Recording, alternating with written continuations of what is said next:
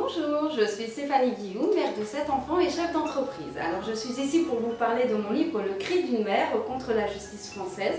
C'est un véritable coup de gueule que j'ai souhaité exprimer à travers ce livre, non seulement contre la justice française, mais aussi contre les ingérences du système politique dans mon dossier.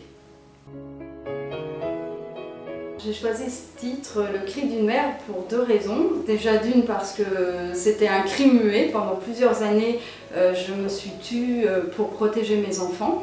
Et puis, deuxième raison, aujourd'hui c'est un cri libérateur que j'ai souhaité exprimer à travers ce livre pour établir la vérité de tout ce qui avait été dit dans les médias.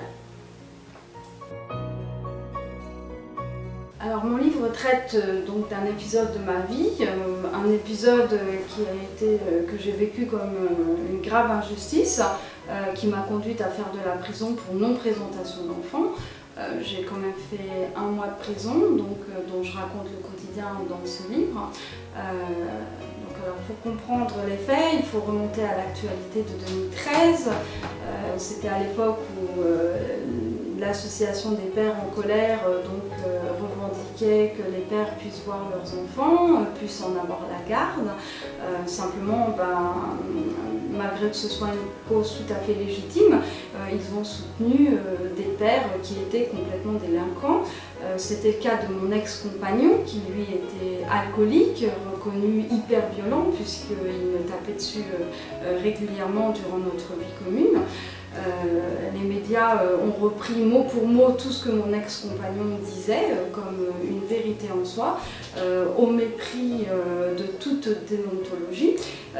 S'en est suivi donc un accord avec le ministère de la Justice. Ils ont choisi de faire de mon cas un exemple et ça a eu des conséquences absolument dramatiques sur moi et sur mes enfants et sur toute ma famille.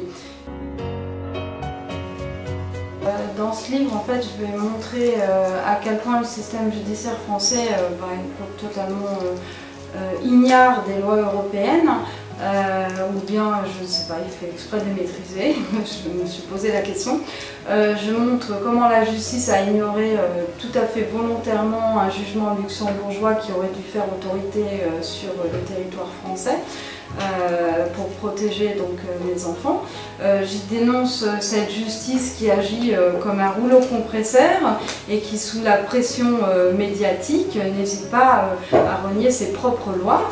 Alors, donc l'obsession des juges de la justice française, c'était de recréer le lien entre le père et les enfants, avec un passif extrêmement lourd, donc comme je l'expliquais, de violence, de harcèlement de la part de mon ex-compagnon, et à vouloir trop recréer ce lien, en fait ils ont fini par braquer mes enfants totalement et ça a été totalement l'inverse. Trop de souffrance, trop d'injustice et les enfants n'ont jamais pu recréer le lien avec leur père, ce n'était pas possible.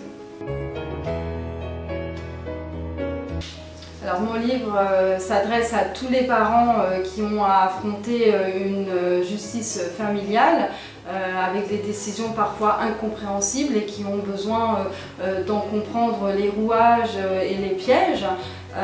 Mais surtout ce que j'aimerais, c'est que mon livre serve de réflexion sur l'intérêt des enfants dans le cadre d'une séparation.